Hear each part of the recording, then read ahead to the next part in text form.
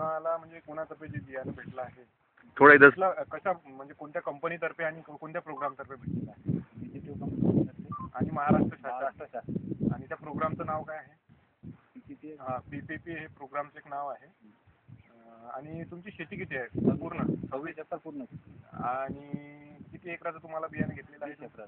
20 एकराचं बियाणं घेतलेलं आहे. आणि बाकी मग जो आहे उरलेला 20 पैकी जो 6 एकर त्याच्यामध्ये कोणते काय पेरले?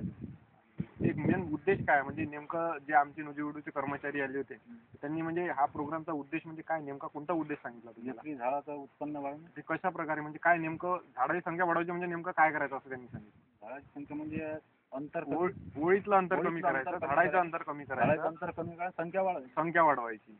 म्हणजे सुरुवातीला तुम्ही आता मागच्या वर्षी 5x1 वर घेत असाल तर मग त्यांनी तुम्हाला असं सांगितलं की 4x1 वर घ्या म्हणून.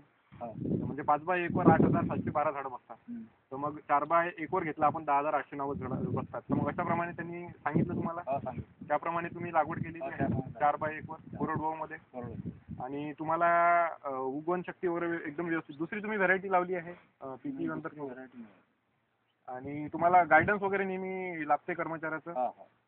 अजून काही अपेक्षा तुम्हाला कंपनीच्या मार्गदर्शन भेटलं पाहिजे असं काही? मार्गदर्शन भेटलं पाहिजे कंपनीचं. आणि तुम्ही जे झाडाची संख्या आहे तुम्ही मेंटेन केली आहे ना 4x1 वर? सुरुवातीला तुमचं किती होतं? 5x6 वर लावत होते.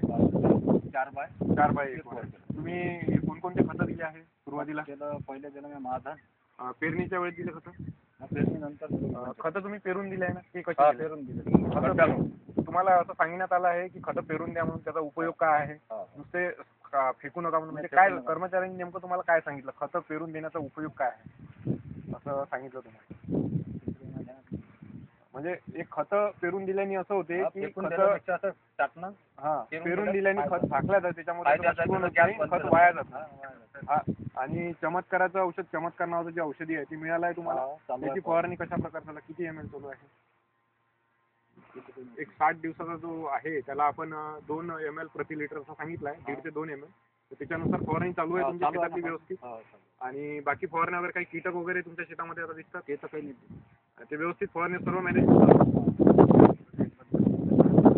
या प्रोजेक्ट बद्दल तुम्हाला तुमचं मत काय आहे नेमकं? म्हणजे तुम्हाला समजा उत्पन्न वाढेल किंवा चांगलं एकदम मार्गदर्शन झालं, बियाणं चांगलं भेटलं म्हणजे उत्पन्नात भर पडेल अशी आशा आहे. म्हणजे तुम्हाला असं वाटत आहे ना आतापर्यंत जेवढं तुम्ही आमचं सहकार्य लाभत आहे तुम्हाला कंपनीतर्फे हे होत आहे गायडन्स होत आहे, तुम्हाला असं वाटत आहे की या प्रोग्राम मधून तुमचं उत्पन्न नक्की वाढेल म्हणून? त्याच्या आणि मी राशीशिवाय कोणती करू ना. आज माझं राशी झालं पूर्ण राशी. आता पूर्ण व्हेरायटी कुठली आहे?